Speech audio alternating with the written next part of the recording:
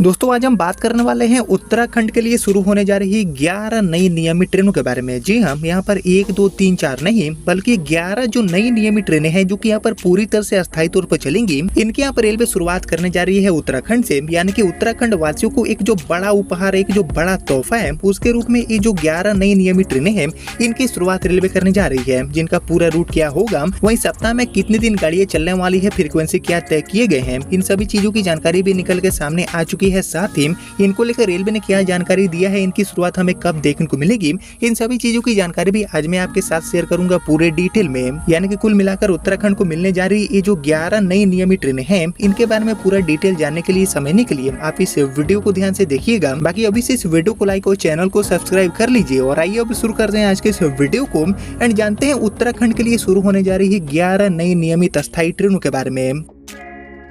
तो दोस्तों जिन 11 ट्रेनों की यहाँ पर बात हो रही है पूरी तरह से अस्थायी तौर पर शुरू करने को लेकर, इनमें हमारी 2 वंदे भारत गाड़ी को भी शामिल किया गया है। यानी कि यहाँ पर 2 वंदे भारत एंड इनके अलावा 9 जो नॉर्मल LHB ट्रेनें हैं जो कि पूरी तरह से अस्थायी तौर पर चलेंगी, इनकी यहाँ पर रेलवे शुरुआत करने जा रही है। तो आइए दोस्तों हम सबसे पहले जान लेते हैं 2 वंदे भारत के बारे में कि ये जो 2 ट्रेनें शुरू होने जा रही है वंदे भारत, इनका पूरा रूट क्या रहने वाला है। देन जो 9 नॉर्मल LHB ट्रेनें हैं जो की पूरी तरह से अस्थायी तौर पर चलेंगी उत्तराखंड के लिए, इनके बारे में हम जानने वाले हैं पूरे डिटेल में। लेकिन मैं बात करूँ अपनी पहली नियमित ट्रेन की, जो कि एक्चुअली एक वंदे भारत होगी।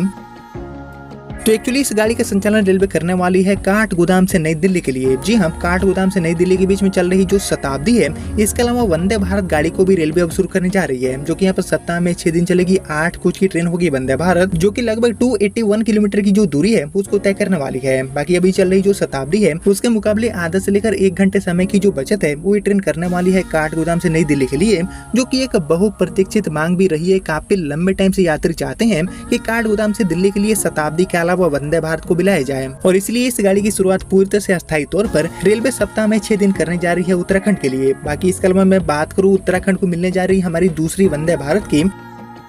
तो एक्चुअली जो हमारी दूसरी ट्रेन है वंदे भारत, इसका संचालन रेलवे करने वाली है इज्जत नगर से चंडीगढ़ के लिए, जो कि अपने आप में पहली ट्रेन साबित होगी, जो कि इस रूट पर एक जो सीधे तौर पर कनेक्टिविटी है उसको प्रोवाइड करने का काम करेगी। ये भी गाड़ी सप्ताह में 6 दिन चलेगी। 8 कोच की ट्रेन है जिसकी भी यहाँ पर शुरुआत रेलवे करने जा रही है, और ये भी एक बहुप्रतीक्षित मांग को पूरा करने का जो काम है वो रेलवे करने जा रही है। बहुत ही बड़ी संख्या में जो यात्री है वो काफी टाइम से मांग कर रहे हैं गाड़ी को शुरू करने के ऊपर। यानी कि ये जो 2 ट्रेनें हैं वंदे भारत, इनकी यहाँ पर सौगात रेलवे देने जा रही है, जो कि यहाँ पर उत्तराखंड के लिए डेडिकेटेड होंगी। लेकिन इन दोनों वंदे भारत गाड़ियों के अलावा हम बात करें नॉर्मल LHB गाड़ियों की, तो इन दोनों गाड़ियों के अलावा 9 और जो ट्रेनें हैं जो कि नॉर्मल LHB डब्बों के साथ ऑपरेट करी जाएंगी, इनकी भी शुरुआत रेलवे पूरी तरह से परमानेंट बेसिस पर उत्तराखंड के लिए करने जा रही है। और ऐसे में इन दोनों वंदे भारत गाड़ियों के अलावा हम बात करें उत्तराखंड को मिलने जा रही हमारी तीसरी नई नियमित ट्रेन की, तो एक्चुअली हमारी जो तीसरी ट्रेन है इसका संचालन रेलवे करने वाली है नॉर्मल LHB डब्बों के साथ पूरी तरह से परमानेंट बेसिस पर रामनगर से उदयपुर सिटी के लिए। जी हाँ, रामनगर से गाड़ी खुलेगी, उदयपुर सिटी तक जाएगी, और बेसिकली उत्तराखंड से राजस्थान के बीच में जो रेल कनेक्टिविटी है उसको बेहतर करने का गाड़ी काम करेगी। सप्ताह में 2 दिन गाड़ी चलने वाली है, और लंबे टाइम से इस रूट पर भी जो नई ट्रेन है उसको चलाने की भारी मांग को देखते हुए रामनगर से उदयपुर सिटी के लिए ये जो बाई वीकली नई ट्रेन है जो की यहाँ पर 22 कोच के साथ ऑपरेट करी जाएगी, इसके यहाँ पर रेलवे शुरुआत करने जा रही है। वहीं इसके अलावा हम बड़े आगे और बात करें अपनी चौथी नई ट्रेन की,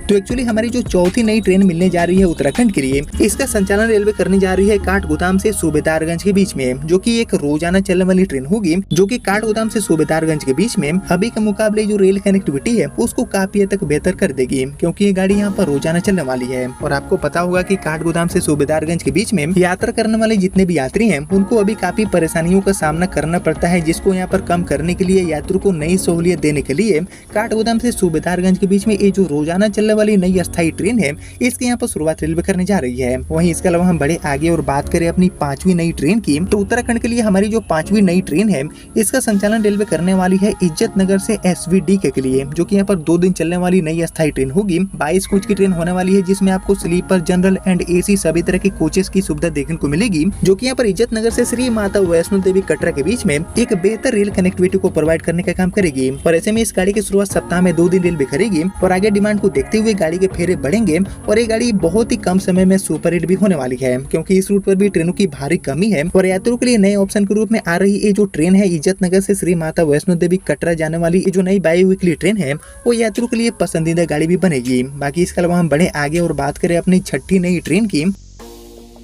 तो हमारी जो छठी नई ट्रेन है इसका संचालन रेलवे करने जा रही है लाल कुआं से द्वारिका के लिए। जी हाँ, लाल कुआं से गाड़ी खुलेगी, द्वारिका तक जाएगी। एक नॉर्मल एक्सप्रेस टाइप की गाड़ी होने वाली है और इस सप्ताह में एक दिन चलने वाली है। बाकी यहाँ पर लाल कुआं से द्वारिका वाले रूट पर भी ट्रेन कनेक्टिविटी के नाम पर हालात बहुत ही खराब है, जिसको यहाँ पर ध्यान में रखते हुए एक यहाँ पर सीधे तौर पर जो रेल कनेक्टिविटी है उसको बनाने के लिए लाल कुआं से द्वारिका के बीच में ये जो वीकली टाइप की एक नई ट्रेन है इसके संचालन की शुरुआत रेलवे करने वाली है, जो की यहाँ पर एक बहुत ही ज्यादा यूजफुल ट्रेन साबित होने वाली है लाल कुआं द्वारिका रूट पर। बाकी इसके अलावा हम बढ़े आगे और बात करें अपनी 7वीं नई ट्रेन की, जो कि यहाँ पर अस्थायी तौर पर मिलने जा रही है उत्तराखंड के लिए। तो इसका संचालन रेलवे करने वाली है लाल कुआं से यशवंतपुर के लिए। जी हाँ, एक लॉन्ग डिस्टेंस रूट को कवर करने का ये गाड़ी काम करेगी, जो कि यहाँ पर सप्ताह में एक दिन चलने वाली है। बाकी यहाँ पर बात करेंगे लाल कुआं से यशवंतपुर वाले रूट की, तो यहाँ पर लाल कुआं से यशवंतपुर वाले रूट पर भी ट्रेनों के कनेक्टिविटी के नाम पर बहुत अच्छे हालात नहीं है, जिसको यहाँ पर बेहतर करने के लिए लाल कुआं से यशवंतपुर के लिए ये जो एक नई साप्ताहिक ट्रेन है जो की पूरी तरह से परमानेंट बेसिस पर चलेगी, इसकी यहाँ पर रेलवे शुरुआत करने जा रही है। बाकी इसके अलावा हम बढ़े आगे और बात करें अपनी 8वीं नई ट्रेन की,